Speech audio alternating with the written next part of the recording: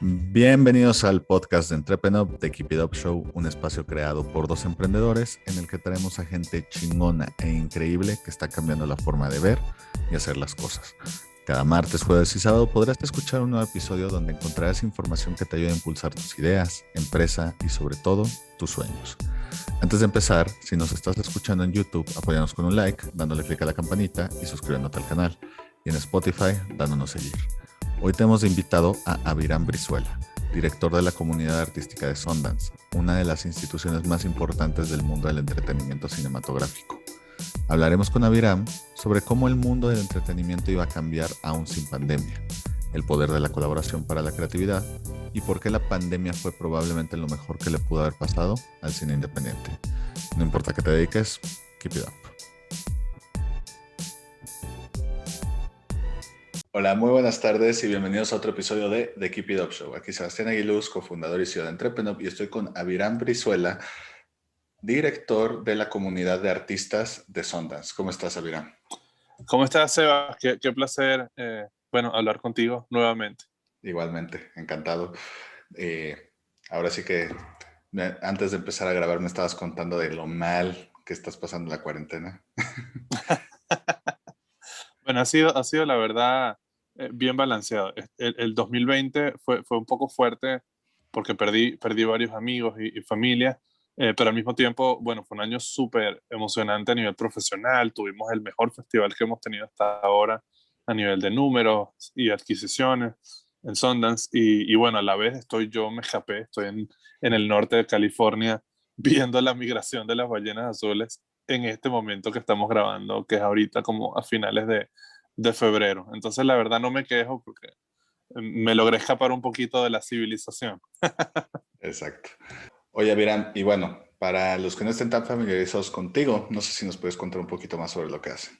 Claro, sí. Bueno, yo soy actualmente el director de la comunidad artística de Sundance, y lo que eso significa es que yo superviso una comunidad que está conformada por todos los artistas que pasen por el Sundance Film Festival. Y bueno, también por todos los artistas que pasen por los laboratorios, becas y fondos que tienen disponibles diferentes artistas en diferentes disciplinas desde el instituto, ¿no? O sea, Sundance es aparte del festival famoso que todos conocen, pues Sundance es un instituto pues, que sirve artistas en diferentes capacidades a lo largo del año. Entonces, esta comunidad tiene alrededor de 20.500 artistas a este punto, que bueno, imagínate, van desde Quentin Tarantino hasta Octavia Spencer y Bjork incluso. O sea, hay muchísima gente eh, haciendo cosas muy interesantes, muchos ganadores y nominados al Oscar, muchos ganadores y nominados al Golden Globe y a los Emmys. Es una comunidad muy grande, pero también artistas emergentes que están viniendo con su primera película o su primera serie televisiva. Incluso tenemos cosas fuera del cine y fuera de la televisión en realidad virtual, realidad aumentada, e incluso en el 2018 vino un proyecto de inteligencia artificial que estuvo muy bueno. Oye, y por ejemplo, cuéntanos un poquito tu origen secreto, cómo llegaste a este mundo, cómo acabaste en este puesto, ahora sí que en el centro de una comunidad que creo que creativa los describe. Claro. A ver, eh, bueno, yo siempre he dicho, y esto es una cosa que aprendí como de mi esposa un poco, que las historias siempre tienen más sentido cuando se cuentan desde atrás hacia adelante. Pero la verdad es que, bueno, yo me vine a los Estados Unidos en el 2009 con $50 en el bolsillo. Y en Venezuela yo tenía una carrera bastante eh, exitosa como compositor y director o sea, compositor de música para teatro y como director de teatro también. Y me vine para acá, me tocó comenzar desde cero, pero como que me mantuve igual componiendo cosas y como muy conectado con la comunidad artística. Em, Entre otras cosas, yo también soy director de orquesta. Entonces, apenas me mudé para los Estados Unidos, retomé un poco mi carrera como director de orquesta y estuve dando clases por mucho tiempo, y coincidí con que me invitaron a dar una presentación en la que también fue invitado Robert Redford, el actor, ¿no? Actor, bueno, director y productor. Robert es también el fundador de Sundance.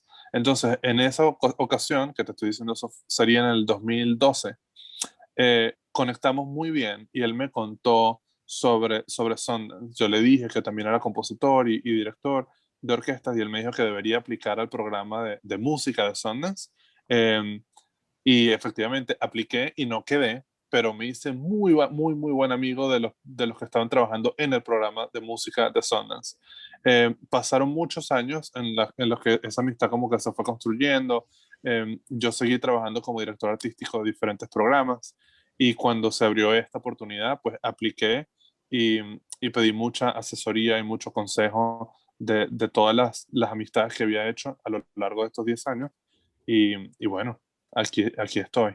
Y la verdad es que me han dado mucha confianza y muchas oportunidades, algunas de las cuales siento que no estaba calificado para ellas y otras em, que, bueno, que han estado súper alineadas con mis habilidades. Pero en ambos casos, pues han sido oportunidades que me han hecho aprender muchísimo y crecer muchísimo profesionalmente. De las cosas que más aporta Estados Unidos al mundo es seguramente toda esta industria del entretenimiento, sus diferentes facetas, que el teatro, que el cine, que la televisión, etcétera.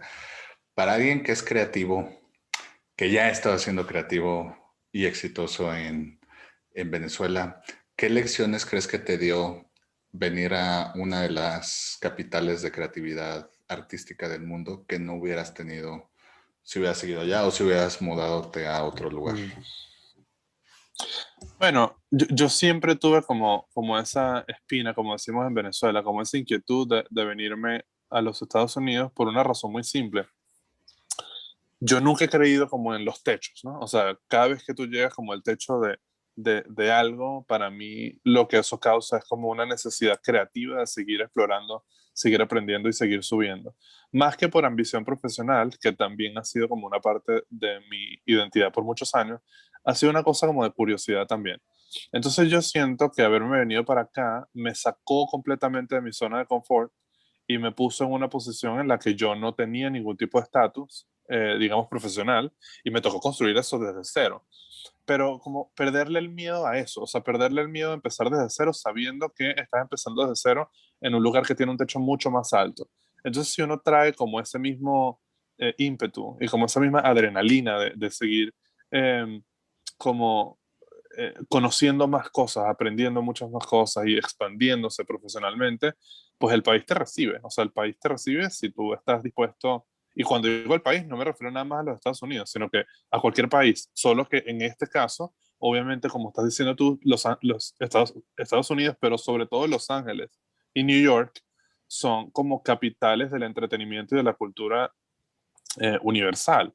Entonces era como un terreno emocionante de conquistar y era también como un terreno en donde yo sabía que iba a tener mucho por aprender y bueno, asumí el riesgo y bueno, hasta ahora ha sido maravilloso el resultado. Oye, Viran, y por ejemplo, como creativo, ¿qué es lo que más te gusta de esta vida? Qué es eso? Ahora sí que como hasta citando a Soul, what's your spark? Qué es lo que dices, híjole, por algo, no necesariamente nací y vine para dedicarme a esto, pero esto es lo que más me apasiona y lo que más me encanta? ¿Sabes qué? Yo creo que, o sea, crear arte obviamente siempre ha sido un motivador en mi vida, ¿no? O sea, como tener una oportunidad de comunicarme con la gente en un medio que no necesariamente siempre es oral. Pero, por ejemplo, te voy a poner un ejemplo de lo que yo siento que ahorita está en mi número uno y me hiciste una cita de Soul. Casualmente, uno de los escritores principales de Soul, Mike Jones, y yo nos hemos vuelto buenos amigos y yo estuve como siguiendo un poco en el último año el proceso de lanzamiento de Soul y todas las conversaciones que estaban ocurriendo entre Disney, la corporación, y Pixar como estudio. Em, y a mí eso me apasiona profundamente. O sea, como descubrir un poco los procesos de otros artistas y nutrirme de eso y colaborar con otros artistas. O sea, para mí eso siempre ha sido un motivador grandísimo.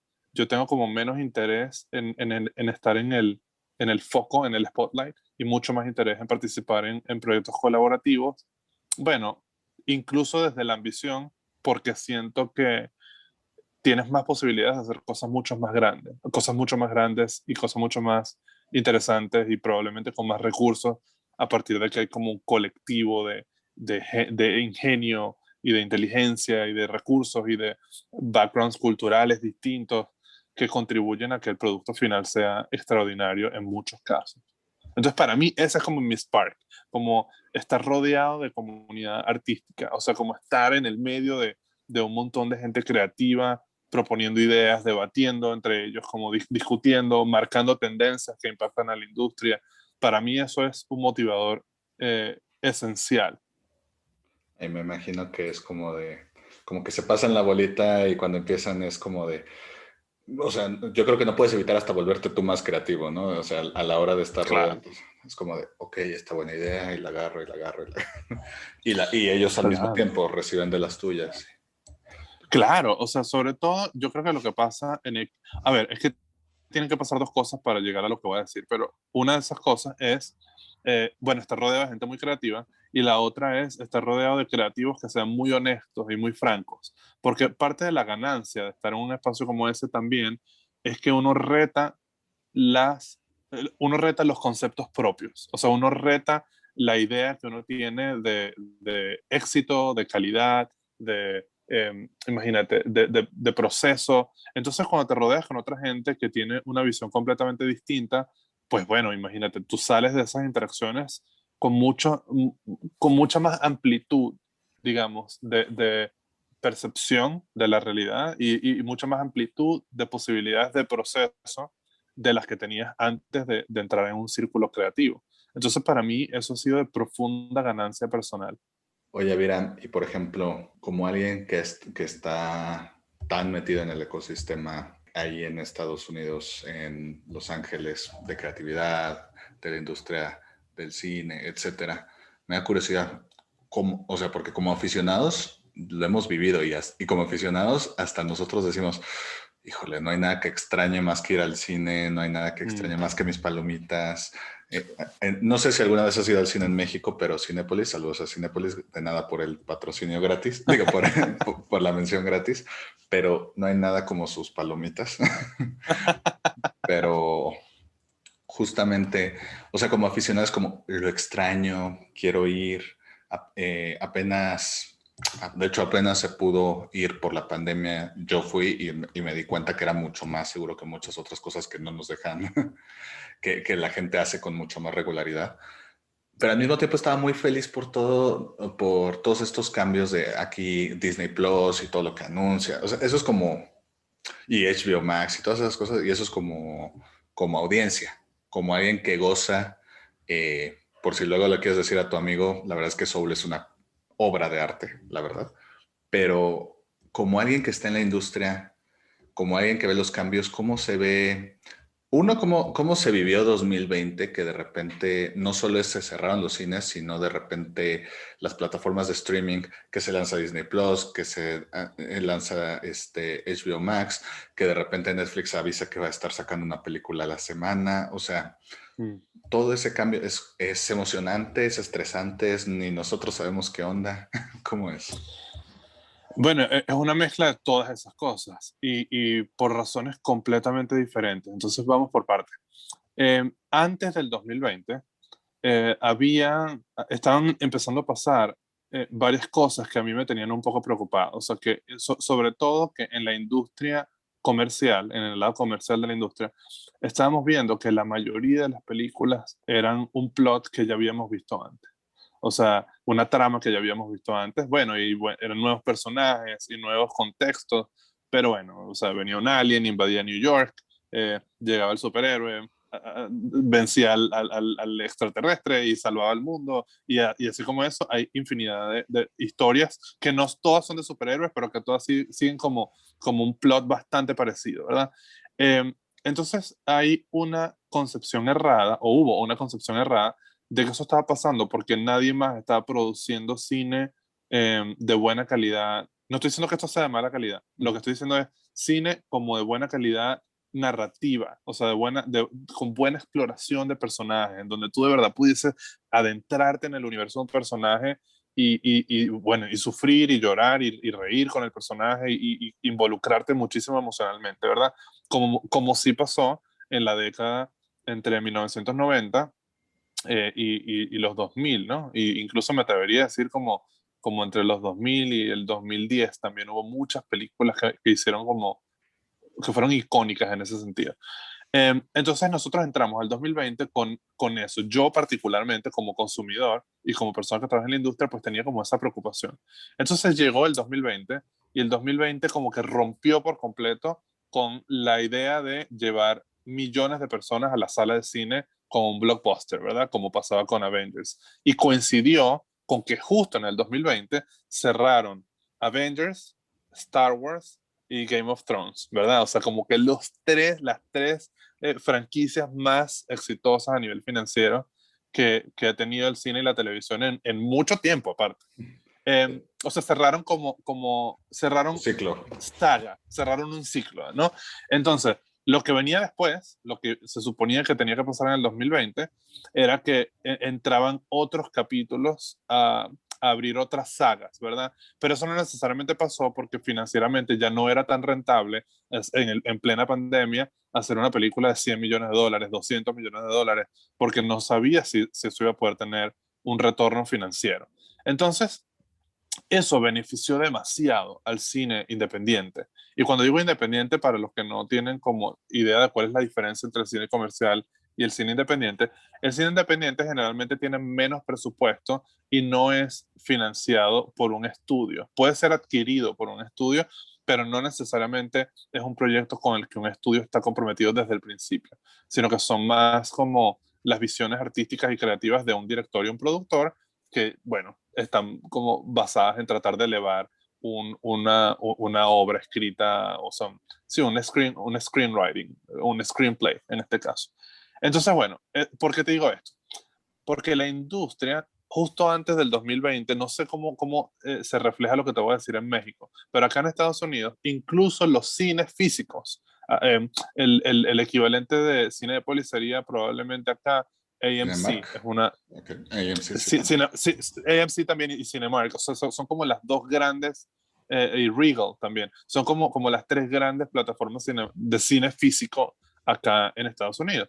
Y AMC empezó a hacer membresía, o sea, tú pagabas $20 al mes y podías ver todas las películas que tú quisieras. No sé si eso ya está pasando en México, pero Ahorita no, porque están, que si abre, que si no, que, o sea, los claro, tienen, o sea, los claro. abren y los vuelven a cerrar a las 2 semanas. Digo, también como México, como país, hemos sido un país deplorable en el manejo de la pandemia. Mm. Entonces, pues eso afecta a todas las industrias, lamentablemente.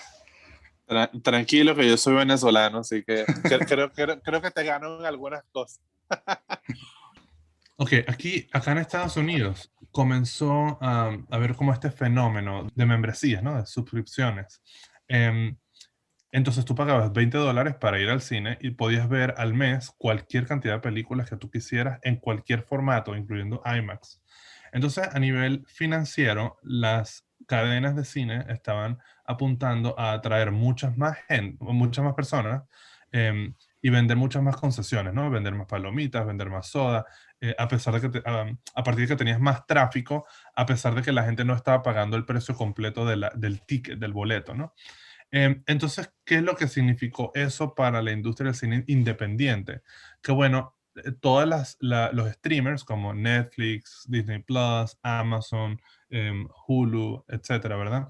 Y las salas de cine físicas con suscripción, em, necesitaban tener más contenido por menos precio para que ellos pudiesen sacar contenido con mucha más frecuencia sin tener que pagar los 100 millones, 200 millones de dólares que te cuesta Avengers, ¿no?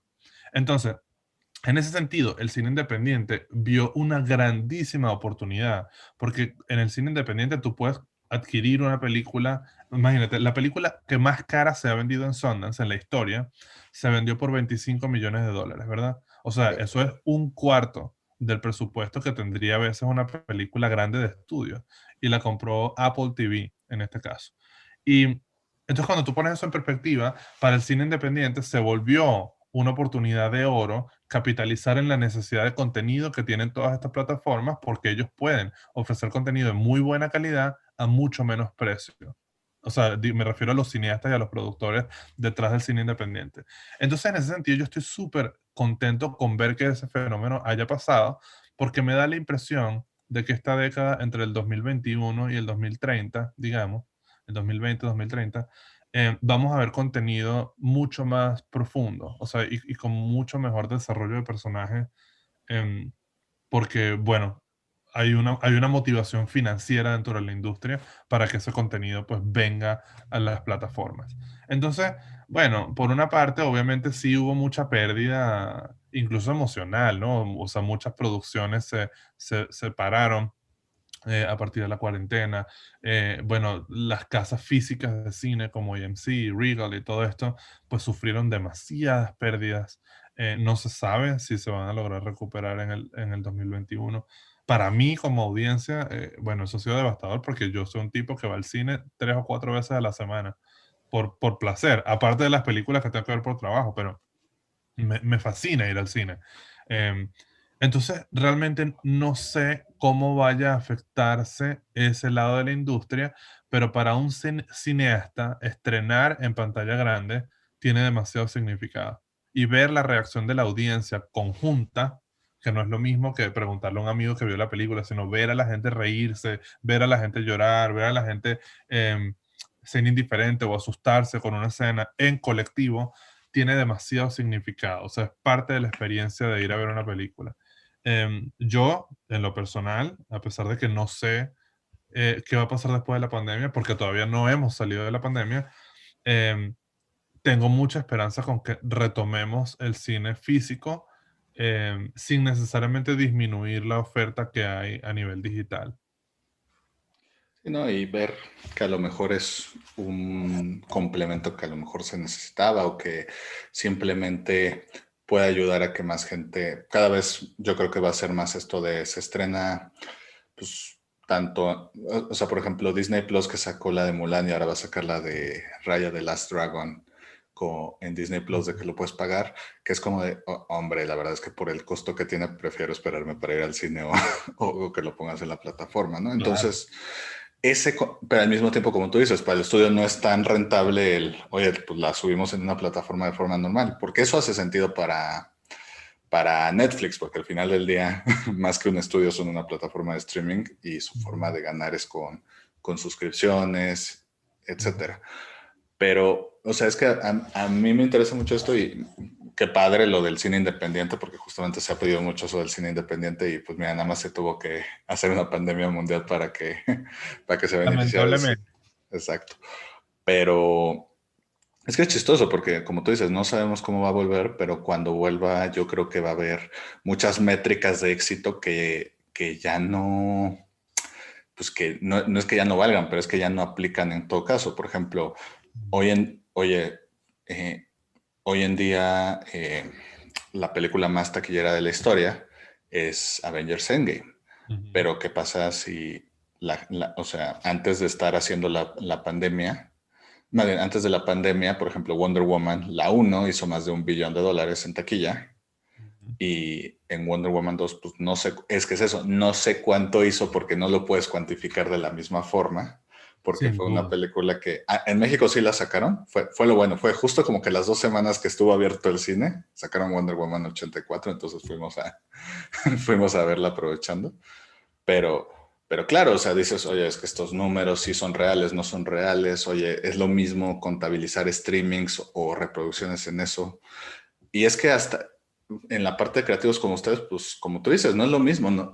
Así como no es lo mismo, tú y yo nos conocimos en Clubhouse, no es lo mismo que estás hablando y todos con el micrófono apagado entonces, y no les estás viendo la cara, entonces no sabes si están diciendo, eh, oye, qué listo, oye, qué idiota, oye, qué gracioso, o sea, hasta donde tú sabes se están cagando de risa con el chiste que acabas de decir, pero tú ni enterado porque tienen el micrófono apagado, ¿no? O Claro, sea, claro. es muy diferente. Oye, que les gustó mucho Soul, pues qué bueno, qué cool. Oye, que les gustó mucho, no sé por qué, pero que les gustó mucho la nueva de Mulan. Pues qué bien, ¿o no? O sea, eh, Y es que yo creo que hasta como audiencia no es la misma experiencia, porque, o sea, y no solo es de que es mejor la del cine o no, sino que, por ejemplo, no sé si a ti te pasa, pero cuando voy al cine, no importa, a menos de que la película esté muy mala, o sea, de verdad muy mala, aunque me esté reventando ¿cómo se llama? La vejiga, no voy al baño. O sea, no voy al baño, tengo que ver toda la película porque no me quiero perder ningún detalle.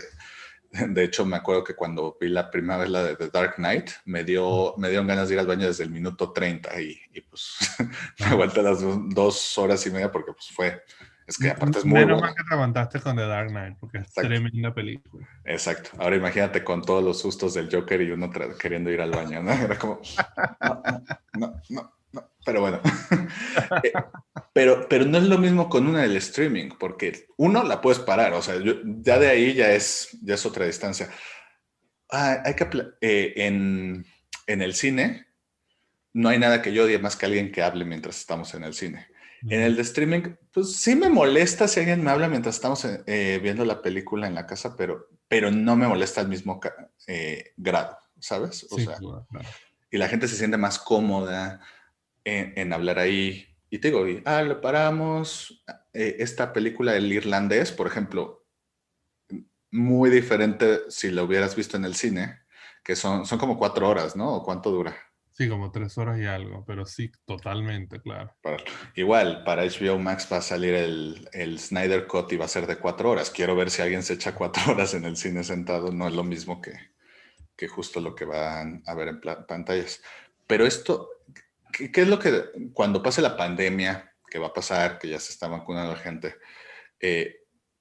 ¿quién se va a tener que adaptar más a quién? O sea, porque yo siento que a la gente sí extraña la sensación del cine, pero al mismo tiempo también está muy cómodo me cae el streaming, es mucho menos gasto, es mucho más a mi tiempo, etcétera. Va a tener, en tu opinión, y esto es una opinión, eh, esto va a tener que convivir las dos, le va a ganar un poquito más al otro, los estudios para el cine se van a adaptar más a lo que es exitoso en el streaming que en lo que es en la pantalla. ¿Tú qué piensas? Bueno, insisto, o sea, coincido contigo, que aunque lo que voy a decir es puramente una opinión completamente subjetiva porque no tengo ninguna evidencia de lo que voy a decir, pero fíjate que voy a utilizar Clubhouse una métrica. Sabes que antes de que saliera Clubhouse, yo yo era parte de una tendencia que he notado entre muchas personas que conozco de empezar a disminuir mi uso de redes sociales, ¿verdad? Con Twitter, yo eliminé mi cuenta de Twitter.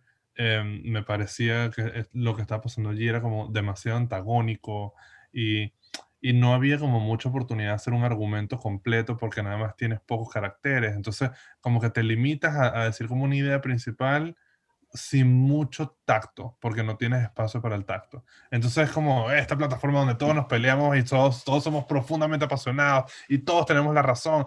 Entonces como que para mí eso fue como muy agotador. Y con el Facebook y el Instagram me empezó a pasar como que es muy agotador el exceso de publicidad que hay, ¿verdad? Entonces la gente en Instagram está como predominantemente vendiendo una versión de ellos que no necesariamente es cierta o es una versión como muy curada que quieres mostrarle a la gente, pero no es un espacio donde hay cabida a la vulnerabilidad, ¿verdad? Entonces yo en mi cabeza dije, bueno, probablemente este es como el principio del fin de las redes sociales como las conocemos y probablemente el principio de una necesidad de una conexión más humana y más real, ¿verdad? Y salió Clubhouse, y Clubhouse, que es una plataforma absolutamente simple y que en mi opinión no tenía ningún chance de ser exitosa, pues se volvió un éxito de la noche a la mañana. Y lo que yo creo que pasó allí es que la gente está necesitada de contacto humano real. O sea, en donde tienes la oportunidad de exponer una idea larga, de desarrollar esa idea y de conectar con otros en inglés hay una palabra que a mí me encanta, que se llama nuance, que quiere decir como los detalles entre dos factores, ¿verdad? O sea, que no es nada más como que haces una declaración como ocurre en Twitter, sino que tienes más chance de elaborar y escuchas el tono de voz de la persona y sabes exactamente desde dónde está viniendo. Entonces, hasta ahora no he experimentado que hayan debates irrespetuosos. Hasta ahora incluso en situaciones en donde he visto debates álgidos, han sido todos desde el respeto y desde el interés, ¿verdad? ¿Por qué estoy diciendo esto en el contexto de tu pregunta? Porque yo lo que creo que podría pasar después de la pandemia es que los teatros físicos se vuelvan atractivos por la experiencia de ir al cine en grupo. O sea, por la experiencia de reírte de una película en conjunto con otras personas que se están riendo, de socializar un poco, de darte cuenta que no solamente eres tú, sino hay muchas otras personas que están valorando el mismo producto. Fíjate algo, yo no sé si tú viste Game of Thrones, Sí. pero bueno, con Game of Thrones había dos tipos digamos, de fanáticos. El que veía Game of Thrones a tiempo real, o sea, apenas salía el capítulo, lo empezabas a ver, como yo y como tú, en este caso. Y habían otros, como mi esposa, que ella vio todas las temporadas justo antes de que viniera la última temporada. Yo tuve una ventaja con respecto a ella, em, a nivel social, que es que terminaba un capítulo y yo me iba a Twitter y yo era parte de la conversación a tiempo real. O sea, hay una cosa, socialización, que ocurre cuando todas las personas ven algo al mismo tiempo, que no ocurre cuando cada persona ve algo en el tiempo que quiere, ¿verdad? O sea, cuando tú ves algo en streaming, como me estabas hablando de Irishman, ¿verdad? El irlandés. Bueno, no había una conversación en Twitter sobre el irlandés que estaba ocurriendo un miércoles a las 8 de la noche en todos los países del mundo, ¿verdad? Porque no había esa sincronicidad. Y esa sincronicidad en el mercado comercial es muy apasionante y emocionante. O sea, ¿quién no le gusta formar parte de una conversación global que está ocurriendo en simultáneo, ¿verdad? Como pasó con Joker y como pasa en general con los estrenos de las grandes películas. Entonces yo siento que esa necesidad de socializar con personas a tiempo real. Sobre todo ahora que existe Clubhouse, en donde literalmente se puede terminar el estreno de la película y te vas al Clubhouse en donde estén hablando de la película.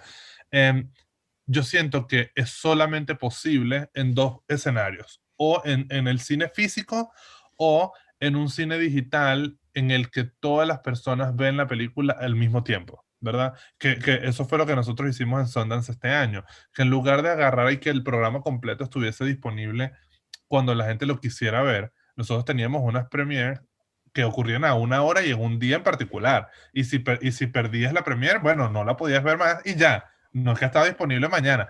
Entonces eso le dio a la audiencia una sensación de que todo el mundo estaba al mismo tiempo compartiendo la misma experiencia, incluso si estaban desde su casa.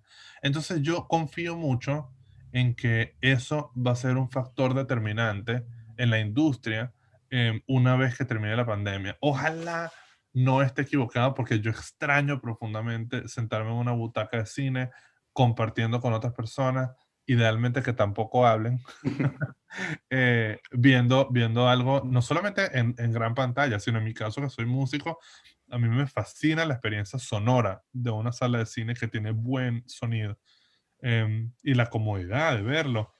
Y eso, y las palomitas, y la experiencia completa de ir al cine, planificar, escoger cuál de todas las películas, y que aparte pasa algo, en el streaming tú puedes pausar después de los primeros 5 minutos y seguir como buscando otras cosas y saltar de película en película.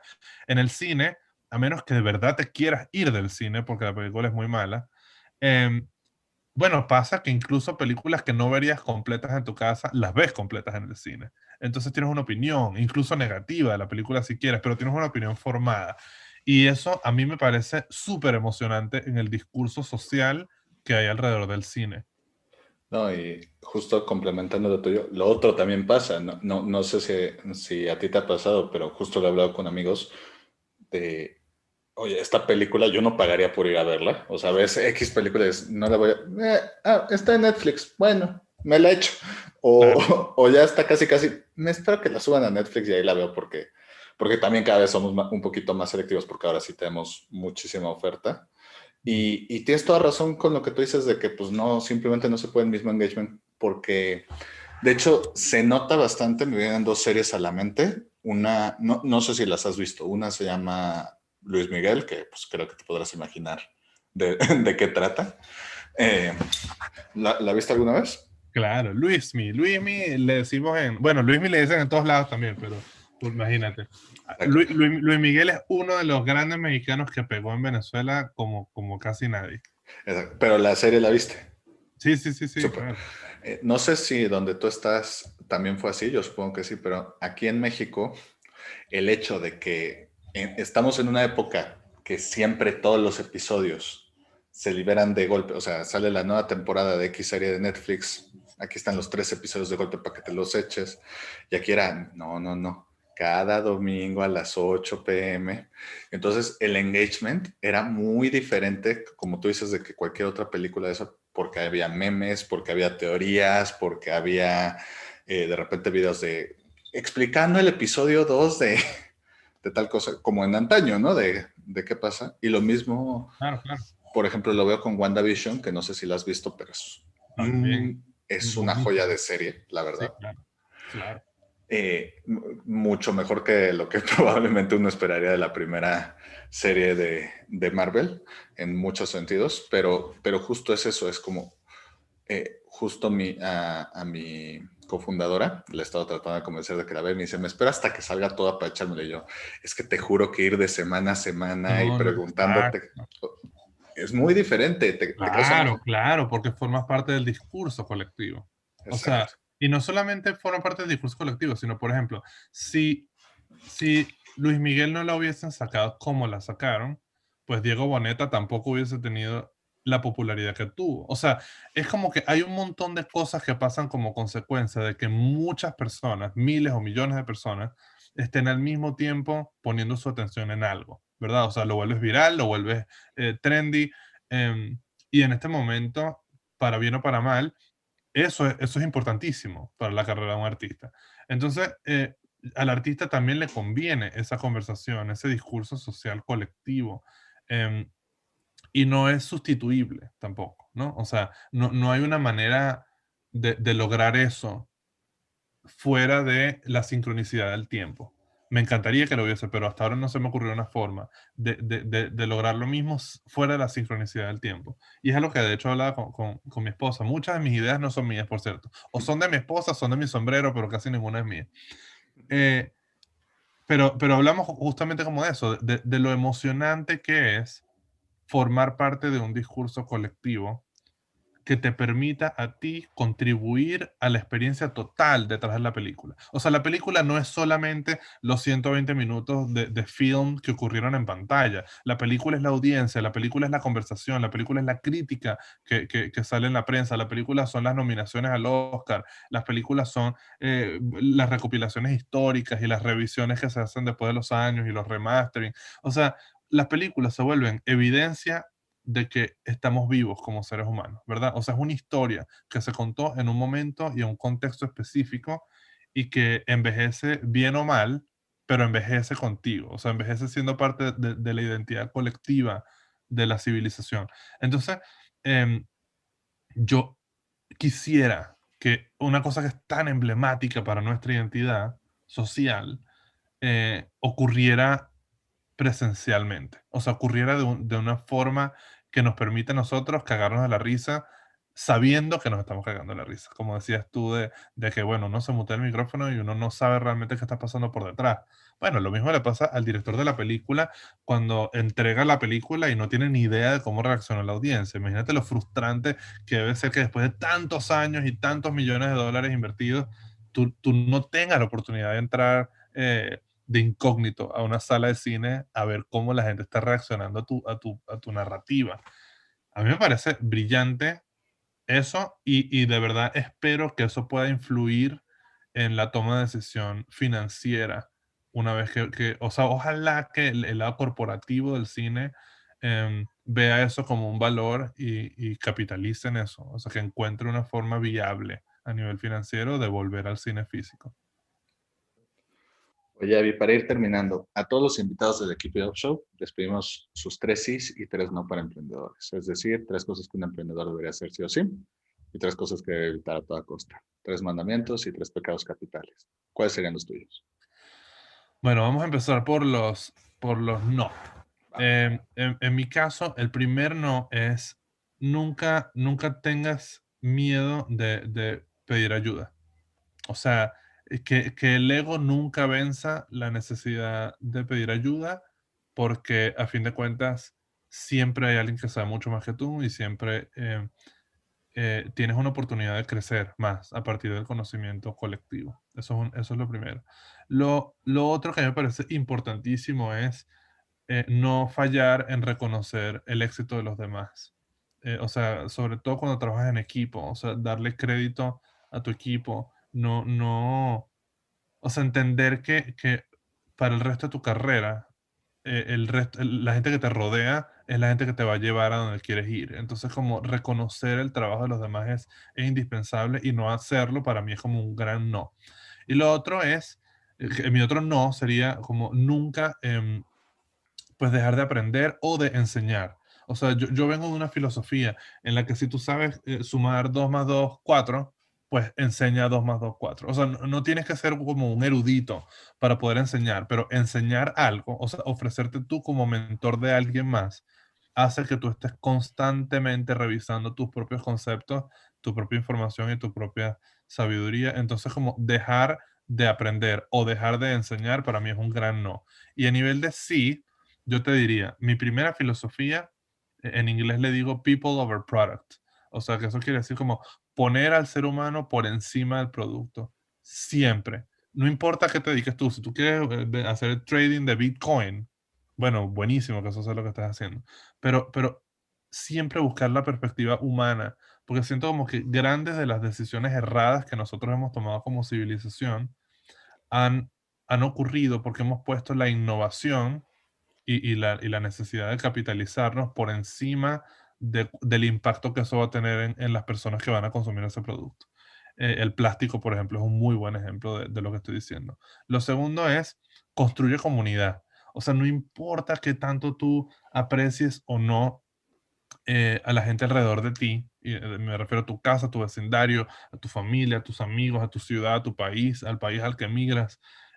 Construye comunidad. No te aísles, porque la comunidad es esencial en los momentos en donde caes. Todos nos caemos, pero no todo el mundo se levanta. Pero los que se levantan predominantemente son las personas que tienen una buena comunidad alrededor.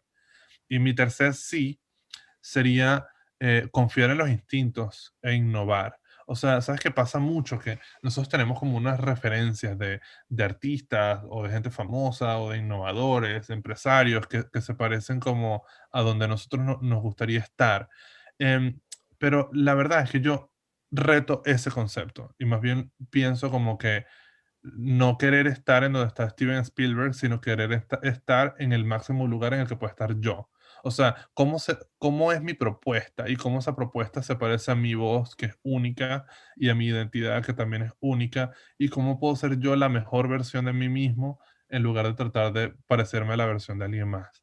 Entonces, innovación y confiar en el instinto personal generalmente lleva a que termines ofreciendo algo a tu entorno, incluso a nivel de mercadeo, que no existe, en lugar de competir en un terreno que ya alguien ocupó antes que tú. Entonces, para mí, esos son como mis 6, ¿no? Mis 3 sí y mis 3 no. Perfecto. Oye, Avi, si alguien quisiera ponerse en contacto contigo, saber un poquito más sobre la comunidad creativa de Sundance, a lo mejor hasta entrar a dicha comunidad, ¿cómo se puede enterar de eso en redes? Claro, bueno, en mi caso, si me quieren contactar a mí personalmente, bueno, probablemente ahorita lo más fácil sería por mis redes, a pesar de que no las estoy utilizando tanto para publicar nada mío. Yo trato de responder a todos los mensajes directos que me mandan. En Instagram soy Aviram Brizuela, mi nombre se escribe A, B alta, I, R, A, M de mucho, y mi apellido es B alta, R, I, Z, U, E, L, A, Aviram Brizuela, todo pegado. Es mi nickname en Instagram. Si me quieren mandar un correo profesional, si tienen algún proyecto que están considerando mandar a Sundance, es mi primer nombre, igual Aviram, pero es guión abajo. em, Se dice guión abajo, ¿cierto? O Sí, guión piso. sí, Ok. guión abajo, guión bajo. Eso, Aviram guión bajo Brizuela arroba sundance.org. Si quieren mandar algún proyecto, si están escribiendo alguna película o alguna serie, y quieren como información para aplicar a nuestros laboratorios, o enviar cosas al festival, pues ese probablemente sería un buen correo también. Y bueno, si quieren como explorar un poco lo que estoy haciendo yo por la parte musical, avirambrizuela.com es una página en donde tengo la mayoría de mis cosas y algunas muestras de música y algunas organizaciones sin fines de lucro que yo apoyo por fuera de Sundance también. Perfecto. Oye, Avi, pues nada más quiero agradecerte por tu tiempo. Espero te la hayas pasado también como nosotros. Y como decimos en el programa, keep it up. Seguro que sí, Sebas. Gracias a ti por tu tiempo. Maravilloso el podcast. Me estoy Entonces, escuchando varios capítulos. Está buenísimo lo que están haciendo. Así que mucho éxito, hermano. Y después me encantaría offline, como decimos acá, que me cuentes también tú cuáles son tus 3 sí y tus 3 no. exacto. Eso Vale, en un episodio futuro. seguro que sí. Un abrazo, hermano. Un Igual. placer conectar contigo de nuevo. Si te gustó el episodio de hoy, recuerda que puedes escucharnos en Spotify y YouTube, y para más herramientas de estos temas, estamos en Instagram y Facebook como @entrepreneur. Si quieres seguir a nuestro invitado de hoy, te dejamos en la caja de descripción sus redes sociales y datos de contacto. Gracias por escucharnos y nos vemos en el próximo episodio. Recuerda, keep it up.